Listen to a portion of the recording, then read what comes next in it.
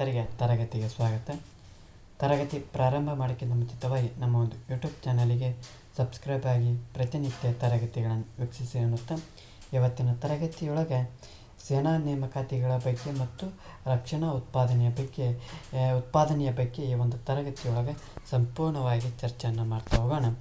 ಮೊದಲನೇದಾಗಿ ಸೇನಾ ನೇಮಕಾತಿಯ ಬಗ್ಗೆ ಚರ್ಚೆಯನ್ನು ಮಾಡ್ತಾ ಹೋಗೋಣ. ಈ ಭಾರತದ ಪ್ರತಿಯೊಬ್ಬ ಪ್ರಜೆ ಕೂಡ ಏನು ಮಾಡ್ಬೋದು, ಸ್ವಇಚ್ಛೆಯಿಂದ ಯಾವುದೇ ಒಂದು ಜಾತಿ, ಧರ್ಮ, ವರ್ಗ ಮತ್ತು ಸಮುದಾಯಕ್ಕೆ ಸೇರಿದವರು ಎಂಬ ತಾರತಮ್ಯವಿಲ್ಲದೆ ಏನು ಮಾಡ್ತಾ ಹೋಗ್ಬೋದಪ್ಪ ಅಂದ್ರೆ ಸೇನೆಗೆ ಸೇರ್ಬೋದು. ಆದರೆ ಏನು ಮಾಡ್ತಾ ಹೋಗ್ತೈತಿ, ಸರ್ಕಾರ ಏನು ಮಾಡ್ತಾ ಹೋಗ್ತೈತಪ್ಪ ಅಂದ್ರೆ ಕೆಲವು ನಿಗದಿಪಡಿಸಿದಂಥ ದೈಹಿಕ, ಮಾನಸಿಕ ಆರೋಗ್ಯ ಮತ್ತು ಶೈಕ್ಷಣಿಕ ಅರ್ಹತೆ ಮತ್ತು ಆ ಹುದ್ದೆಗೆ ಬೇಕಾದಂಥ ತಾಂತ್ರಿಕ ಅರ್ಹತೆ ಅಂತಂಥ ವಿಶೇಷ ಅರ್ಹತೆಗಳನ್ನು ಏನು ಮಾಡಿರಬೇಕು, ಅವ್ರು ಹೊಂದಿರಬೇಕಾಗ್ತೈತಿ. ಜೊತೆಗೆ ಈ ಭೂಸೇನೆಯಲ್ಲಿ ಆ ಕೆಳದರ್ಜೆ ಅಂತ ಒಂದು ಹುದ್ದೆಗಳಿಗೆ ನೇಮಕಾತಿ ಮಾಡುವಾಗ ರಾಜ್ಯ ಮತ್ತು ಕೇಂದ್ರಾಡಳಿತ ಪ್ರದೇಶಗಳಲ್ಲಿನ ನೇಮಕಾತಿ ಬಯಸುವಂಥ ಪುರುಷ ಜನಸಂಖ್ಯೆಗೆ ಅನುಗುಣವಾಗಿ ಏನಿರ್ಬೇಕಪ್ಪ ಅಂದ್ರೆ ನೇಮಕಾತಿ ಮಾಡ್ತಾ ಹೋಗ್ತಾರೆ. ಯಾವ ರೀತಿಯಪ್ಪ ಅಂದ್ರೆ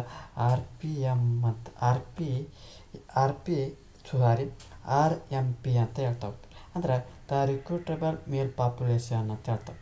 ಅಂದ್ರೆ ರಾಜ್ಯ ಮತ್ತು ಕೇಂದ್ರಾಡಳಿತ ಪ್ರದೇಶಗಳನ್ನ ನೇಮಕಾತಿ ಹೊಂದಬೇಕಂತ ಬಯಸಿದ್ದಪ್ಪ ಅಂದ್ರೆ ಆ ಜನಸಂಖ್ಯೆ ಅನುಗುಣವಾಗಿ ಏನು ಮಾಡ್ತಾ ಹೋಗ್ತಾರೆ, ನೇಮಕಾತಿಯನ್ನು ಮಾಡ್ತಾ ಹೋಗ್ತಾರೆ. ಜೊತೆಗೆ ಈ ವಾಯುಪಡೆಗೆ ಏನು ಮಾಡ್ತಾ ಹೋಗ್ತಾರೆ, ಸೂಕ್ತ ಅಭ್ಯರ್ಥಿಗಳನ್ನ ಏನು ಮಾಡ್ತಾ ಹೋಗ್ತಾರಪ್ಪ ಅಂದ್ರೆ ಆಯ್ಕೆ ಮತ್ತು ನೋಂದಣಿ ಮೂಲಕ ಏನು ಮಾಡ್ತಾ ಹೋಗ್ತಾರಪ್ಪ ಅಂದ್ರೆ ಭಾರತದ ಮಟ್ಟದಲ್ಲಿ ಏನು ಮಾಡ್ತಾ ಹೋಗ್ತಾರೆ, ನೇಮಕ ಮಾಡ್ತಾ ಹೋಗ್ತಾರೆ. ಅಂದರೆ ವಾಯುಪಡೆಗೆ ವಿಶೇಷವಾದಂಥ ರೀತಿಯೊಳಗೆ ನೋಡ್ತಾರೆ. ಅಂದ್ರೆ ಯಾವ ರೀತಿಯ ಅಭ್ಯರ್ಥಿಗಳ ಆಯ್ಕೆ ಮತ್ತು ನೋಂದಣಿಯ ಮೂಲಕ ಅಖಿಲ ಭಾರತದ ಒಂದು ಮಟ್ಟದೊಳಗೆ ಏನು ಮಾಡ್ತಾ ಹೋಗ್ತಾರೆ, ನೇಮಕಾತಿಯನ್ನು ಮಾಡ್ತಾ ಹೋಗ್ತಾರೆ. ಜೊತೆಗೆ ಇದು ಕೇಂದ್ರ ವಾಯುಪಡೆ ಆಯ್ಕೆ ಮಂಡಳಿ ಮೂಲಕ ನೇಮಕ ಮಾಡ್ತಾ ಹೋಗ್ತಾರೆ. ಯಾವ ಒಂದು ಮಂಡಳಿ ಮೂಲಕಪ್ಪ ಅಂದ್ರೆ CASB ಅಂತ ಕರಿತಾ ಹೋಗ್ತಾರೆ. CASB ಅಂದರೆ ಸೆಂಟ್ರಲ್ ಏರ್ಮ್ಯಾನ್ ಸೆಲೆಕ್ಷನ್ ಬೋರ್ಡ್ ಅಂತ ಕರಿತಾ ಹೋಗ್ತೀವಿ. ಅಂದ್ರೆ ಕೇಂದ್ರ ವಾಯುಪಡೆ ಆಯ್ಕೆ ಮಂಡಳಿಯ ಮೂಲಕ ಏನು ಮಾಡ್ತಾ ಹೋಗ್ತಾರಪ್ಪ ಅಂದ್ರೆ ವಾಯುಪಡೆಗೆ ನೇಮಕ ಮಾಡ್ತಾ ಹೋಗ್ತಾರೆ. ಅದೇ ರೀತಿ ನೌಕಾಪಡೆಯನ್ನು ನಾವಿಕರ ನೇಮಕಾತಿಯನ್ನು ನೌಕಾದಳ ನೇಮಕಾತಿ ಸಂಘಟನೆಯ ಮೂಲಕ ಆಯ್ಕೆಯನ್ನು ಮಾಡ್ತಾ ಹೋಗ್ತಾರೆ. ಅದು NRO ಅಂತ ಕರಿತಾರೆ. ಅಂದ್ರೆ ನಾವೆಲ್ ರಿಕ್ರೂಟ್ಮೆಂಟ್ ಆರ್ಗನೈಜೇಷನ್. ಅಂದರೆ ಇದು ನೌಕಾದಳಕ್ಕೆ ನೌಕಾಪಡೆಯ ಒಂದು ನಾವಿಕರನ್ನು ನೇಮಕಾತಿಯನ್ನು ಮಾಡ್ತಾ ಹೋಗ್ತಾರೆ. ಜೊತೆಗೆ ಈ ಒಂದು ಜವಾಬ್ದಾರಿ ಸಂಪನ್ಮೂಲ ಯೋಜನೆ ಮತ್ತು ನೌಕಾದಳದ ಒಂದು ಕೇಂದ್ರ ಕಚೇರಿ ನಿರ್ದೇಶನವಾಗಿರ್ತದೆ. ಇದಲ್ಲದೆ ಈ ಮೂರೂ ಪಡೆಗಳಿಗೆ ಆ ಮಹಿಳೆಯರನ್ನು ನೇಮಕಾತಿ ಮಾಡುವಾಗ ಆ ಮಹಿಳಾ ಸೇರ್ಪಡೆ ವಿಶೇಷ ಯೋಜನೆ ಬರ್ತೈತಿ. WSES ಅಂತ ಕರಿತೀವಿ. ಅಂದ್ರೆ ವುಮೆನ್ ಸ್ಪೆಷಲ್ ಎಂಟ್ರಿ ಸ್ಕೀಮ್. ಈ ಒಂದು ಯೋಜನೆಯ ಮೂಲಕ ಏನು ಮಾಡ್ತಾ ಹೋಗ್ಬೋದು, ಆ ಮೂರು ಪಡೆಗಳಲ್ಲಿ ಯಾವುದೇ ಒಂದು ನೇಮಕಾತಿಯನ್ನು ಮಹಿಳೆಯರು ಕೂಡ ಈ ಒಂದು ನೇಮಕಾತಿಗೆ ಅರ್ಹರು ಎಂಬುದನ್ನು ಈ ಒಂದು ಯೋಜನೆ ಮೂಲಕ ಯಾವುದು WSES ಅಂದರೆ ಏನಪ್ಪ ಅಂದ್ರೆ ವುಮೆನ್ ಸ್ಪೆಷಲ್ ಎಂಟ್ರಿ ಸ್ಕೀಮ್ ಯೋಜನೆ ಮೂಲಕ ಈ ಒಂದು ಪಡೆಗಳಿಗೆ ನೇಮಕಾತಿಯನ್ನು ಮಾಡ್ತಾ ಹೋಗ್ಬೇಕು.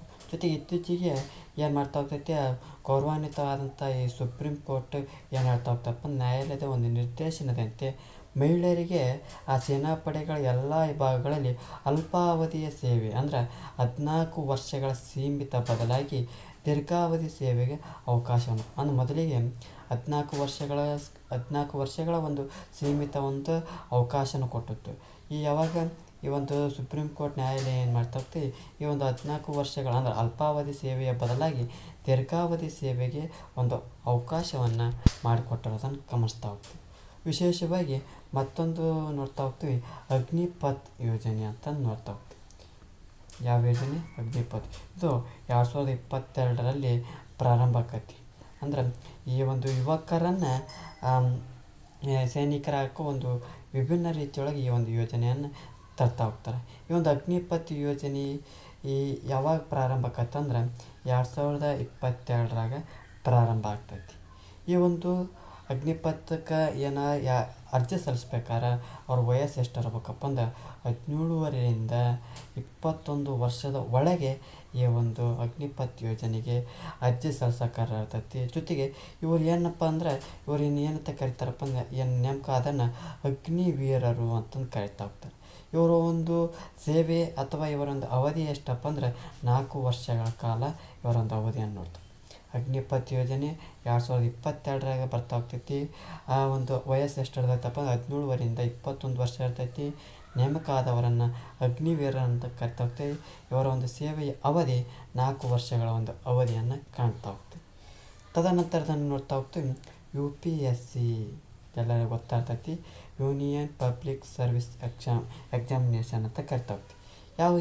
ಈ ಒಂದು ಏನಪ್ಪ ಅಂದ್ರೆ ಇದು ಒಂದು ಆಯೋಗ ಏನು ಮಾಡ್ತೈತಪ್ಪ ಅಂದರೆ ಭಾರತದ ಅತ್ಯುನ್ನತ ಹುದ್ದೆಗಳನ್ನು ನೇಮಕ ಮಾಡುವಂಥ ಸಂಸ್ಥೆ. ಈ ಒಂದು ನ್ಯಾಷನಲ್ ಡಿಫೆನ್ಸ್ ಅಕಾಡೆಮಿ ಏನದು ನ್ಯಾಷನಲ್ ಡಿಫೆನ್ಸ್ ಅಕಾಡೆಮಿ ಐತಲ್ಲ ಮತ್ತು ನ್ಯಾವಲ್ ಅಕಾಡೆಮಿ ಪರೀಕ್ಷೆಗಳನ್ನು ಈ ಒಂದು UPSC ನಡೆಸ್ತಾ ಹೋಗ್ತೈತಿ. ವರ್ಷಕ್ಕೆ ಎಷ್ಟು ಬಾರಿ ನಡೆಸ್ತೈತಪ್ಪ ಅಂದ್ರೆ ವರ್ಷಕ್ಕೆ 2 ಬಾರಿ ಎಕ್ಸಾಮ್ ನಡೆಸ್ತಾ ಹೋಗ್ತೈತಿ. ಈ ಒಂದು ಪರೀಕ್ಷೆ ತಗೋಬೇಕಪ್ಪ ಅಂದ್ರೆ ಸೆಕೆಂಡ್ PUC ಅಥವಾ 12ನೇ ತರಗತಿ ಅಥವಾ ಅದಕ್ಕೆ ಸಮಾನವಾದಂಥ ವಿದ್ಯಾರ್ಥಿಯನ್ನು ಹೊಂದಿರಬೇಕಾಗೈತಿ. ಜೊತೆಗೆ ರಾಷ್ಟ್ರೀಯ ರಕ್ಷಣಾ ಅಕಾಡೆಮಿ ಮತ್ತು ರಾಷ್ಟ್ರೀಯ ನೌಕಾ ಅಕಾಡೆಮಿಗೆ ಪ್ರವೇಶ ಪಡೆಯುವಂಥ ಈ ಪರೀಕ್ಷೆ ಅವಕಾಶವನ್ನು ಒದಗಿಸ್ತಾ ಹೋಗ್ತೈತಿ. ಇದ್ರಾಗ ಏನು ಪಾಸಾದಂಥ ಅಭ್ಯರ್ಥಿಗಳು ಈ ಮೇಲ್ಕಂಡ ನಿಗದಿತ ಒಂದು ತರಬೇತಿಯನ್ನು ಏನು ಮುಗಿಸಿ ಭೂಸೇನೆ, ವಾಯುಪಡೆ, ನೌಕಾಪಡೆಗಳಲ್ಲಿ ಸೇನಾಧಿಕಾರಿಗಳ ಒಂದು ಹುದ್ದೆಯನ್ನು ಅಲಂಕಾರ ಮಾಡ್ತಾ ಹೋಗ್ತಾರೆ. ಯಾವ ಒಂದು ಪರೀಕ್ಷೆಗಳಪ್ಪ ಅಂದ್ರೆ ನ್ಯಾಷನಲ್ ಡಿಫೆನ್ಸ್ ಅಕಾಡೆಮಿ ಮತ್ತು ನ್ಯಾವಲ್ ಅಕಾಡೆಮಿ.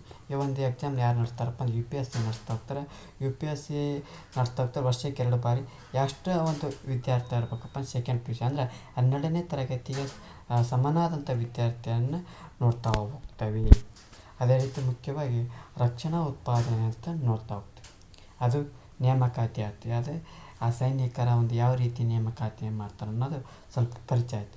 ಮುಂದುವರೆದ ಭಾಗ ರಕ್ಷಣಾ ಉತ್ಪಾದನೆ ಬಗ್ಗೆ ನೋಡ್ತಾ ಹೋಗ್ತೀವಿ. ಅಂದ್ರೆ ರಕ್ಷಣಾ ಉತ್ಪಾದನೆಯ ಒಂದು ಕಾರ್ಯಚಟುವಟಿಕೆಗಳನ್ನು ಏನು ಮಾಡ್ತಾ ಹೋಗ್ತಾರೆ 2 ವಿಭಾಗಗಳನ್ನಾಗಿ 2 ಭಾಗಗಳನ್ನಾಗಿ ಮಾಡ್ತಾ ಹೋಗ್ತಾರೆ. ಒಂದನೇದು ಏನಪ್ಪ ಅಂದ್ರೆ ರಕ್ಷಣಾ ಉತ್ಪಾದನೆ ಇಲಾಖೆ ವತಿಯಿಂದಲೇ ನಡೆಸುವಂಥ ಕಾರ್ಖಾನೆಗಳನ್ನು ನೋಡ್ತಾ ಹೋಗ್ತೀವಿ. ಅಂದರೆ ಏನಿದು ರಕ್ಷಣಾ ಉತ್ಪಾದನೆ ಏನು ಇಲಾಖೆ ಇತ್ತಲ್ಲ ಒಂದು ಉತ್ಪಾದನೆ ಕಾರ್ಯಚಟುವಟಿಕೆ 2 ವಿಭಾಗ ಮಾಡ್ತೀವಿ. ಅಂದರೆ ಯಾವ ರೀತಿಯಪ್ಪ ಒಂದನೇದು ನೋಡ್ತಾ ಹೋಗ್ತೀವಿ ಆ ರಕ್ಷಣಾ ಉತ್ಪಾದನೆ ಏನು ಇಲಾಖೆ ಇತ್ತಲ್ಲ ಆ ಒಂದು ಇಲಾಖೆಯಿಂದಲೇ ನಡೆಸುವಂಥ ಕಾರ್ಖಾನೆಗಳನ್ನು ನೋಡ್ತಾ ಹೋಗ್ತೀವಿ. ಎರಡನೇದು ಏನಪ್ಪ ಅಂದ್ರೆ ಸಾರ್ವಜನಿಕ ವಲಯದಲ್ಲಿನ ರಕ್ಷಣಾ ಉತ್ಪಾದನೆ ಕಾರ್ಖಾನೆಗಳನ್ನು ನೋಡ್ತವೆ. ಒಂದನೇದು ಅದೇ ಇಲಾಖೆ ನಡೆಸುವಂಥ ಕಾರ್ಖಾನೆಗಳು, ಎರಡನೇದು ಸಾರ್ವಜನಿಕ ವಲಯದಲ್ಲಿನ ರಕ್ಷಣಾ ಉತ್ಪಾದನಾ ಕಾರ್ಖಾನೆಗಳನ್ನು ನೋಡ್ತಾ ಹೋಗ್ತೀವಿ. ಇವುಗಳಲ್ಲಿ ಏನು ಮಾಡ್ತಾ ಹೋಗ್ತಪ್ಪ ಒಂದನೇದು ಏನು ನೋಡಿದ್ವಲ್ಲ ಆ ಇಲಾಖೆಯ ವತಿಯಿಂದ ನಡೆಸುವಂಥ ಕಾರ್ಖಾನೆಗಳೊಳಗೆ ಮದ್ದುಗುಂಡುಗಳು, ಶಸ್ತ್ರಾಸ್ತ್ರಗಳು, ಯುದ್ಧ ಟ್ಯಾಂಕುಗಳನ್ನು ಮುಂತಾದವುಗಳನ್ನು ಉತ್ಪಾದಿಸಿದರೆ ಸಾರ್ವಜನಿಕ ಒಡೆತನ ತಂದ ಎರಡನೇ ಉತ್ಪಾದನೆ ಎರಡನೇ ಭಾಗ ಅದು ಏನು ಮಾಡ್ತಾರೆ ಸಾರ್ವಜನಿಕ ಒಡೆತನದ ಉದ್ಯಮಿಗಳು ಏನು ಮಾಡ್ತಾ ಹೋಗ್ತಪ್ಪ ಅಂದರೆ ಯುದ್ಧ ಹಡಗುಗಳು, ಯುದ್ಧ ವಿಮಾನಗಳು, ಯುದ್ಧ ಹೆಲಿಕಾಪ್ಟರ್ಗಳು ಮತ್ತು ಭೂವಾಹನಗಳಾದ ಬುಲ್ಡೋಜರ್ಗಳು, ಜಲಾಂತರ್ಗಾಮಿ ನೌಕೆಗಳು, ಕ್ಷಿಪಣಿಗಳನ್ನು ಇವು ಏನು ಮಾಡ್ತಾವೆ ಸಾರ್ವಜನಿಕ ಒಡೆತನದ ಉದ್ಯಮಿಗಳು ತಯಾರನ್ನು ಮಾಡ್ತಾ ಹೋಗ್ತವೆ. ಇಲ್ಲಿ ವಿಶೇಷವಾಗಿ ಸಾರ್ವಜನಿಕ ಒಡೆತನದ ರಕ್ಷಣಾ ಉದ್ಯಮಿಗಳಂತ ನೋಡ್ತಾ ಹೋಗ್ತೀವಿ. ಪ್ರಮುಖವಾಗಿ 4 ಕಾರ್ಖಾನೆಗಳು ಬರ್ತವೆ. BEL, HAL, BEML ಜೊತೆಗೆ BDL. ಈ ಒಂದು ಕಾರ್ಖಾನೆಗಳ ವಿಸ್ತೃತ ರೂಪವನ್ನು ಸಾಕಷ್ಟು ಬಾರಿ ಕೇಳ್ತಾ ಹೋಗ್ತಾರೆ. BEL ಅಂದರೆ ಏನಪ್ಪ ಅಂದ್ರೆ ಭಾರತ್ ಎಲೆಕ್ಟ್ರಾನಿಕ್ಸ್ ಲಿಮಿಟೆಡ್, ಯಾವಾಗಪ್ಪ ಅಂದ್ರೆ 1954.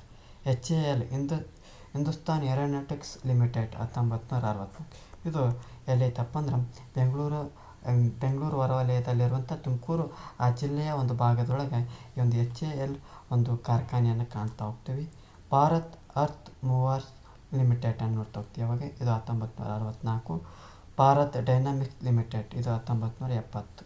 ಇದನ್ನು ಸಾಕಷ್ಟು ವಿಸ್ತೃತ ರೂಪದೊಳಗೆ ಸಾಕಷ್ಟು ಬೇರೆ ಕೇಳ್ತಾ ಹೋಗ್ತಾರೆ. BEL ಅಂದ್ರೆ ಭಾರತ್ ಎಲೆಕ್ಟ್ರಾನಿಕ್ಸ್ ಲಿಮಿಟೆಡ್, HAL ಅಂದ್ರೆ ಹಿಂದೂಸ್ತಾನ್ ಏರೋನಾಟಿಕ್ಸ್ ಲಿಮಿಟೆಡ್, BEML ಅಂದ್ರೆ Bharat earth movers limited, BDL ಅಂದ್ರೆ ಭಾರತ್ ಡೈನಾಮಿಕ್ಸ್ ಲಿಮಿಟೆಡ್ ಅಂತ ನೋಡ್ತಾ ಹೋಗ್ತೀವಿ. ಜೊತೆಗೆ ಈ ಒಂದು ನಮ್ಮ ಒಂದು ರಕ್ಷಣಾ ಪಡೆಗಳು ಏನು ಮಾಡ್ತಾ ಹೋಗ್ತಪ್ಪ ಅನೇಕ ಸವಾಲುಗಳನ್ನು ಎದುರಿಸ್ಬೇಕಾಗ್ತೈತಿ.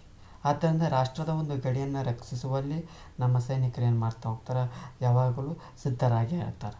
ನಮ್ಮ ಒಂದು ಭೂಸೇನೆಯು ಜಗತ್ತಿನೊಳಗೆ ಎಷ್ಟನೇ ಸ್ಥಾನಪ್ಪ ಅಂದ್ರೆ 4ನೇ ಸ್ಥಾನ ಯಾವುದು ಭೂಸೇನೆ. ಜೊತೆಗೆ ವಾಯುಪಡೆ ಎಷ್ಟನೇ ಸ್ಥಾನಪ್ಪ ಅಂದ್ರೆ 3ನೇ ಸ್ಥಾನ ಯಾವುದು ವಾಯುಪಡೆ. ನೌಕಾಪಡೆ ಎಷ್ಟನೇ ಸ್ಥಾನಪ್ಪ ಅಂದ್ರೆ 7ನೇ ಸ್ಥಾನ ಯಾವುದು ನೌಕಾಪಡೆ. ಭೂಸೇನೆಯೊಳಗೆ ಪ್ರಪಂಚದಲ್ಲಿ 4ನೇ ಸ್ಥಾನ, ವಾಯುಪಡೆ 3ನೇ ಸ್ಥಾನ ಮತ್ತು ನೌಕಾಪಡೆ 7ನೇ ಸ್ಥಾನ ಕಂಡುಬರೋದನ್ನು ನಾವು ಕಾಣ್ತಾ ಹೋಗ್ತೀವಿ. ಜೊತೆಗೆ ನಮ್ಮ ಸೇನೆಯನ್ನು ಬಲಪಡಿಸ್ಬೇಕಂದ್ರೆ ಏನು ಮಾಡ್ತಾ ಹೋಗ್ತಾರೆ, ಆ ಕಾರವಾರದ ಬಳಿ, ಎಲ್ಲಿ ಕರ್ನಾಟಕದ ಕಾರವಾರದ ಬಳಿ ಸೀಬರ್ಡ್ ನೌಕಾನೆಲೆ ಅಂತಂದು ಓಪನ್ ಮಾಡ್ಯಾರ. ಅಂದ್ರೆ ಅದಕ್ಕೆ ಅಂತ ಕರಿತಾ ಅಲ್ಲಿ INS ಕದಂಬ ಅಂತಂದು ಒಂದು ನೌಕೆ ಐತಿ. ಯಾವುದು INS ಕದಂಬ. ಈ ಕಾರವಾರದ ಬಳಿ ಯಾವೊಂದು ನೌಕಾನೆಲೆ ಕಂಡು ಬರ್ತಂದ್ರೆ ಸೀಬರ್ಡ್ ನೌಕಾನೆಲೆ ಕಂಡು ಬರ್ತಾ ಹೋಗ್ತೈತಿ. ಅದ್ರ ಜೊತೆಗೆ 1958 ವಿಶೇಷವಾಗಿ DRDO ಅಂತಂದು ಸ್ಥಾಪನೆ ಮಾಡ್ತಾ ಹೋಗ್ತಾರೆ. ಯಾವಾಗ 1958 DRDO ಅಂತಂದು ಸ್ಥಾಪನೆ ಮಾಡ್ತಾ ಹೋಗ್ತಾರೆ. DRDO ಅಂದರೆ ಏನಪ್ಪ ಅಂದ್ರೆ defence research and development organisation ಅಂತ ಕರೀತಾರೆ. ರಕ್ಷಣಾ ಸಂಶೋಧನೆ ಮತ್ತು ಅಭಿವೃದ್ಧಿ ಸಂಸ್ಥೆ ಅಂತಂದು ಕರಿತಾ ಹೋಗ್ತಾರೆ. ಯಾವಾಗ ಓಪನ್ ಮಾಡ್ತಾರಪ್ಪ ಅಂದ್ರೆ ಸ್ಥಾಪನೆ ಯಾವಾಗ 1958 DRDO ಏನದು defence research and development organisation, ರಕ್ಷಣಾ ಸಂಶೋಧನೆ ಮತ್ತು ಅಭಿವೃದ್ಧಿ ಸಂಸ್ಥೆಯನ್ನು ಸ್ಥಾಪನೆ ಮಾಡ್ತಾ ಹೋಗ್ತಾರೆ. ಇದರ ಒಂದು ಕೇಂದ್ರ ಕಚೇರಿಯಲ್ಲಿ ನೋಡ್ತಾ ಹೋಗ್ತಪ್ಪ ಅಂದ್ರೆ ನವದೆಹಲಿಯೊಳಗೆ ಕಾಣ್ತಾ ಹೋಗ್ತೈತಿ. ಯಾವುದು DRDOವನ್ನು ಪ್ರಧಾನ ಕಚೇರಿನ ನವದೆಹಲಿಯೊಳಗೆ ಕಾಣ್ತಾ ಹೋಗ್ತೀವಿ. ಇಲ್ಲಿ ಏನು ಮಾಡ್ತಾ ಹೋಗ್ತವಪ್ಪ ಅಂದ್ರೆ ಭೂಮಿಯಿಂದ ಭೂಮಿಗೆ ಜಿಗಿಯುವಂಥ ಕ್ಷಿಪಣಿಗಳಾದ ಅಗ್ನಿ 1, ಅಗ್ನಿ 2, ಅಗ್ನಿ 3, ಅಗ್ನಿ 4, ಅಗ್ನಿ 5, ಪೃಥ್ವಿ 1, ಪೃಥ್ವಿ 2, ಧನುಷ್, ಶೌರಿ ಮತ್ತು ಪ್ರಹಾರ್, ಮತ್ತು ಗಾಳಿಯಿಂದ ಗಾಳಿಗೆ ಜಿಗಿಯುವಂಥ ಕ್ಷಿಪಣಿಗಳಾದ ಅಸ್ತ್ರ, ನೊವಾಟೋರ್ ಕ್ಯಾನ್ರೆಟ್, ಭೂಮಿಯಿಂದ ಆಕಾಶಕ್ಕೆ ನೆಗೆಯುವಂಥ ಕ್ಷಿಪಣಿಗಳಾದ ಆಕಾಶ್, ತ್ರಿಶೂಲ್, ಪರಾಕ್ಯಂಟ್, ಕ್ರೋಜ್ ಕ್ಷಿಪಣಿಗಳಾದಂಥ ಬ್ರಹ್ಮೋಸ್, ನಿರ್ಭಯ, ಜಲಾಂತರ್ಗಾಮಿ ಬ್ಯಾಲಿಸ್ಟಿಕ್ ಕ್ಷಿಪಣಿಗಳಾದ ಸಾಗರಿಕ K-15, ಯುದ್ಧ ಟ್ಯಾಂಕ್ ನಿರೋಧಕ ಕ್ಷಿಪಣಿಗಳಾದಂಥ ಅಮೋಘ್, ನಾಗ್, ಎಲಿನಾ ಕ್ಷಿಪಣಿಗಳನ್ನು ಅಭಿವೃದ್ಧಿ ಪಡಿಸ್ತಾ ಹೋಗ್ತಾರೆ. ಜೊತೆಗೆ ಸಬ್ಮರೀನ್, ಆ್ಯಂಟಿ ಸಬ್ಮರೀನ್ ತಂತ್ರಜ್ಞಾನವನ್ನು ಅಭಿವೃದ್ಧಿಪಡಿಸಿದ್ದು ಭಾರತ. ಇಂದು ಅಮೇರಿಕ, ರಷ್ಯಾ, ಬ್ರಿಟನ್, ಫ್ರಾನ್ಸ್ ಇಂಥ ಬಲಿಷ್ಠ ರಾಷ್ಟ್ರಗಳ ಸಾಲಿಗೆ ಏನು ಮಾಡ್ತಾ ಹೋಗ್ತೈತಿ, ಇವತ್ತು ಸೇರ್ತಾ ಹೋಗ್ತೈತಿ. ಇಂಥ ಪ್ರಮುಖವಾದಂಥ ಏನದು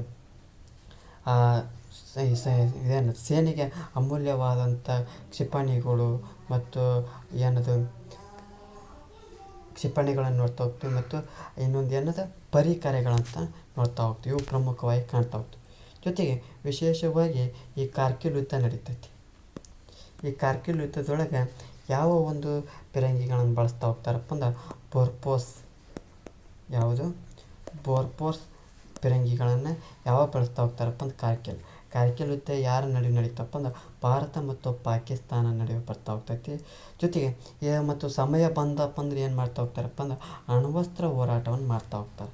ಯಾಕಪ್ಪ ಅಂದ್ರೆ ಎಲ್ಲ ದೇಶಗಳು ಏನು ಮಾಡ್ತಾ ಹೋಗ್ತಾವೆ, ಅಟಮ್ ಬಾಂಬನ್ನು ತಯಾರು ಮಾಡ್ತಾ ಹೋಗ್ತಾವೆ. ಈಗ ಏನು ಮಾಡ್ತಾ ಹೋಗ್ತಾರೆ, ಆಟಮ್ ಬಾಂಬ್ ಯಾರು ತಯಾರು ಮಾಡ್ತಾರೆ ಅವರೇ ಒಂದು ಜಗತ್ತಿನ ಒಂದು ಶ್ರೇಷ್ಠ ರಾಷ್ಟ್ರ ಅಂತಂದು ಇವತ್ತಿನ ಒಂದು ರಾಷ್ಟ್ರಗಳ ತಲೆಯಲ್ಲಿ ಒಗ್ಬಿಟ್ಟೈತಿ. ಹಾಗಾಗಿ ಏನು ಮಾಡ್ತಾ ಹೋಗ್ತಾರೆ, ದೇಶದ ಒಂದು ಹಿತದೃಷ್ಟಿಯಿಂದ ಏನು ಮಾಡ್ತಾ ಹೋಗ್ತಾರೆ, ಅಣ್ವಸ್ತ್ರದ ಒಂದು ಹೋರಾಟವನ್ನು ಮಾಡ್ತಾ ಹೋಗ್ತಾರೆ. ಅದರಿಂದಲೇ 1974 ಪೋಖ್ರಾನ್, ಯಾವುದು 1974 ಪೋಖ್ರಾನ್ 1 ಮತ್ತು 1998 ಪೋಖ್ರಾನ್ 2 ಪ್ರಯೋಗಗಳನ್ನು ಮಾಡ್ತಾ ಹೋಗ್ತಾರೆ. ಯಾವುದರ ಸಲುವಾಗಿ, ಅಣ್ವಸ್ತ್ರದ ಸಲುವಾಗಿ ಏನು ಮಾಡ್ತಾ ಹೋಗ್ತಾರೆ. 1974 ಪೋಖ್ರಾನ್ 1, 1998 ಪೋಖ್ರಾನ್ ಒಂದು ಪ್ರಯೋಗಗಳನ್ನು ಮಾಡ್ತಾ ಹೋಗ್ತಾರೆ. ಜೊತೆಗೆ ಆ ಒಂದು ರಾಷ್ಟ್ರದ ಒಂದು ವಿವಿಧ ಪ್ರದೇಶಗಳಲ್ಲಿ ಏನು ಮಾಡ್ತಾ ಹೋಗ್ತಾರಪ್ಪ ಅಂದ್ರೆ 60 ರಕ್ಷಣಾ ಪ್ರಯೋಗಾಲಯಗಳನ್ನು ಸ್ಥಾಪನೆ ಮಾಡ್ತಾ ಹೋಗ್ತಾರೆ. ಆದ್ದರಿಂದ ರಾಷ್ಟ್ರದ ಒಂದು ಭದ್ರತೆ ಮತ್ತು ಅದರ ಒಂದು ಉಜ್ವಲ ಭವಿಷ್ಯಕ್ಕಾಗಿ ನಾವು ಸೈನ್ಯಕ್ಕೆ ಸೇರ್ತಾ ಹೋಗ್ಬೇಕು ಮತ್ತು ಸರ್ವ ತ್ಯಾಗಕ್ಕೂ ಏನು ಮಾಡಿರಬೇಕು, ಸಿದ್ಧರಾಗಿರ್ಬೇಕು ಅನ್ನುತ್ತಾ ಮತ್ತು ಆ ಒಂದು ಕಾರ್ಗಿಲ್ ಯುದ್ಧದ ಬಗ್ಗೆ ಸ್ವಲ್ಪ ಮಾಹಿತಿಯನ್ನು ಹೇಳ್ಬರ್ತೇನೆ. ಈ ಕಾರ್ಗಿಲ್ ಯುದ್ಧ ಯಾವಾಗ ನಡೀತೈತಪ್ಪ ಅಂದ್ರೆ 1999 ನಡೀತಾ ಹೋಗ್ತದೆ. ಎಲ್ಲಿಯಪ್ಪ ಅಂದ್ರೆ ಈ ಒಂದು ಯಾವಾಗ ನಡೀತೈತಪ್ಪ ಅಂದ್ರೆ 1999 ಮೇ ಮತ್ತು ಜೂನ್ ಒಂದು ತಿಂಗಳೊಳಗೆ ನಡೀತಾ ಹೋಗ್ತೈತಿ. ಈ ಮೇ 16ರಂದು ಏನು ಮಾಡ್ತಾ ಹೋಗ್ತಾರೆ, ಈ ಪಾಕ್ ಸೈನಿಕರು ಏನು ಮಾಡ್ತಾ ಹೋಗ್ತಾರೆ, ಆ ಕಾಶ್ಮೀರದ ಅತ್ಯಂತ ಎತ್ತರವಾದಂಥ ಪ್ರದೇಶದ ಮೇಲಿದೆ ವೈಮಾನಿಕ ದಾಳಿಯನ್ನು ಮಾಡ್ತಾ ಹೋಗ್ತಾರೆ. ಇದರ ಒಂದು ಪ್ರತಿದಾಳಿಯಾಗಿ ಏನು ಮಾಡ್ತಾ ಹೋಗ್ತಾರೆ, ಭಾರತ ದೇಶದವರು ಆಪರೇಷನ್ ವಿಜಯ್ ಎಂಬ ಹೆಸರಿನ ಮೂಲಕ ಭೂಸೇನೆ ಪ್ರತಿದಾಳಿ ಆರಂಭ ಮಾಡ್ತಾ ಹೋಗ್ತೈತಿ. ಮೊದಲು ಏನಾಗ್ತೈತಿ, ಆ ಭಾರತದ ಸೈನ್ಯಕ್ಕೆ ಹಿನ್ನಡೆ ಆಗ್ತೈತಿ. ಜೊತೆಗೆ ಏನು ಮಾಡ್ತಾ ಹೋಗ್ತಾರೆ, ಆನಂತರ ಒಂದು ಹೋರಾಟದ ಒಂದು ದ್ವಿಗುಣಗೊಳಿಸ್ಬೇಕಂದ್ರೆ ಹೋರಾಟದ ಒಂದು ಪರಿಣಾಮ ಸಲುವಾಗಿ ಬರ್ಪೋಸ ಬಂದೂಕುಗಳಿಂದ ಜೂನ್ 14ರಂದು ಏನು ಮಾಡ್ತಾ ಹೋಗ್ತಾರೆ, ದಾಳಿಯನ್ನು ಮಾಡಿದಾಗ ಆ ಪಾಕಿಸ್ತಾನ ಏನು ಮಾಡ್ತಾ ಹೋಗ್ತೈತಿ, ಸೋಲನ್ನು ಅನುಭವಿಸ್ತಾ ಹೋಗ್ತೈತಿ. ಇದೊಂದು ಸಣ್ಣ ಪ್ರಮಾಣದ ಯುದ್ಧ ಆದರೂ ಕೂಡ ವಿಶ್ವದ ಒಂದು ಗಮನವನ್ನು ಸೆಳ್ತಾ ಹೋಗ್ತೈತಿ. ಅಂದ್ರೆ ಆ ಶಾಂತಿಪ್ರಿಯ ದೇಶವಾದಂಥ ಭಾರತದ ಮೇಲೆ ದಾಳಿ ಮಾಡಿದಂಥ ಪಾಕಿಸ್ತಾನವನ್ನು ಆಕ್ರಮಣಕಾರಿ ದೇಶ ಅಂದು ಇಡೀ ವಿಶ್ವ ಏನು ಮಾಡ್ತಾ ಹೋಗ್ತೈತಿ, ಘೋಷಣೆಯನ್ನು ಕೂಗ್ತೈತಿ, ಆರೋಪವನ್ನು ಹೊರಿಸ್ತಾ ಹೋಗ್ತೈತಿ. ಈ ಯುದ್ಧ ಭಾರತೀಯರಲ್ಲಿ ಏನು ಮಾಡ್ತಾ ಹೋಗ್ತೈತಪ್ಪ ಅಂದ್ರೆ ರಾಷ್ಟ್ರೀಯ ಒಂದು ಪ್ರಜ್ಞೆಯನ್ನು ಜಾಗೃತಗೊಳಿಸ್ತಾ ಹೋಗ್ತೈತಿ. ಈ ಒಂದು ಯುದ್ಧದಲ್ಲಿ ಭಾರತದ ಒಂದು 30,000 ಸೈನಿಕರು ಏನಾಗ್ತಾರಪ್ಪ ಅಂದ್ರೆ ಕಾರ್ಯಾಚರಣೆ ನಡೆಸ್ತಾ ಹೋಗ್ತಾರೆ. ಆದರೆ ಪಾಕಿಸ್ತಾನದ ಆಕ್ರಮಣಕಾರಿ ಸೈನಿಕರ ಸಂಖ್ಯೆ 5,000 ಯುದ್ಧದ ನಂತರ ಏನು ಮಾಡ್ತಾ ಹೋಗ್ತಾರೆ, ಅಂದಾಜನ್ನು ಮಾಡ್ತಾ ಹೋಗ್ತಾರೆ. ಈ ಭಾರತದ ಭೂಸೇನೆಗೆ ಬೆಂಬಲವಾಗಿ ವಾಯುಪಡೆ ಏನು ಮಾಡ್ತಾ ಹೋಗ್ತದಪ್ಪ ಅಂದ್ರೆ ಆಪರೇಷನ್ ಸಫೇದ್ ಸಾಗರ್ ಅಂತಂದು ಆ ಕಾರ್ಯಾಚರಣೆಯನ್ನು ನಡೆಸ್ತಾ ಹೋಗ್ತೈತಿ. ಯಾವುದು ವಾಯುಪಡೆಯು ಈ ಒಂದು ಭೂಸೇನೆಯ ಬೆಂಬಲಿತವಾಗಿ ಆಪರೇಷನ್ ಸಫೇದ್ ಸಾಗರ್ ಎಂಬ ಕಾರ್ಯಾಚರಣೆಯನ್ನು ನಡೆಸ್ತಾ ಹೋಗ್ತೈತಿ. ಈ ಜುಲೈ ಕೊನೆಯ